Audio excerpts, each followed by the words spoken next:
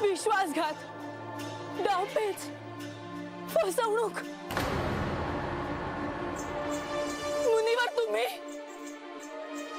मुनीवर तुम्हाला कधीही क्षमा करणार नाही मी।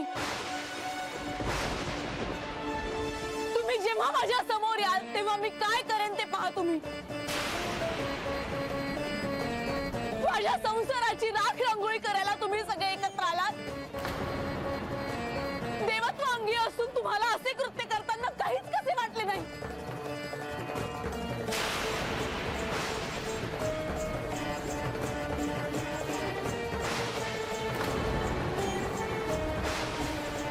नारायण नारायण।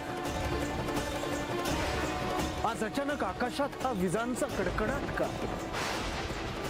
कुठल्या देवाचा कोप झाला? ही कुठली देवी रागावली? नारायण नारायण।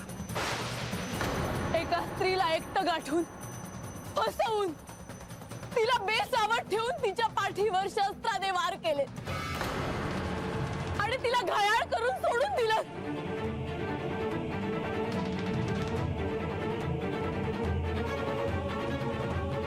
आणि त्यात तूही सहभागी होतीस। एक स्त्री असून दुसऱ्या स्त्रीचा संसार मोडलास तू।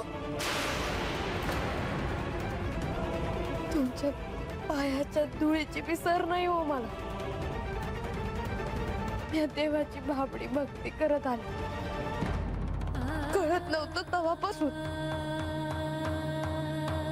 आणि एक दिवस मग महाराज मला भेटले आणि त्यांनी सांगितलं का महादेव म्हणजेच खंडेराय आणि खंडेराय म्हणजेच महादेव।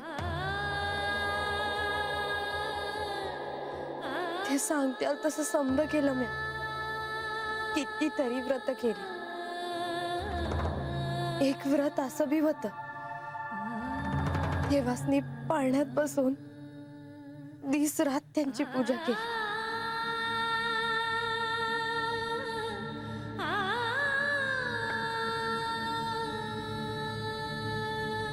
ते माझ्या सहवासात असतानाही तुझाच विचार करत होते। बोलायचे माझ्याशी, मात्र मनात तू असायचीस। नाही जी, खरंच देव लई भोळा भाबडा आहे। त्यांच्या भोळेपणाचा सगळ्यांनी आणि तू लाभ घेतलास, पण आता नाही। कसल्या दुष्ट चक्रात अडकवलं आहे तुम्ही मला आणि माझ्या पतीला।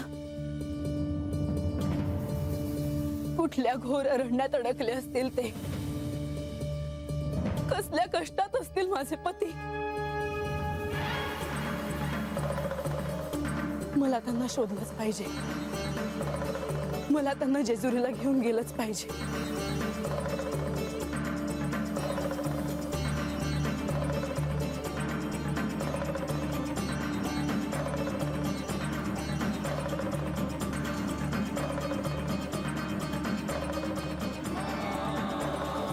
तुझ्या दंडावर ही बेलपत्राची खूण कशी आली?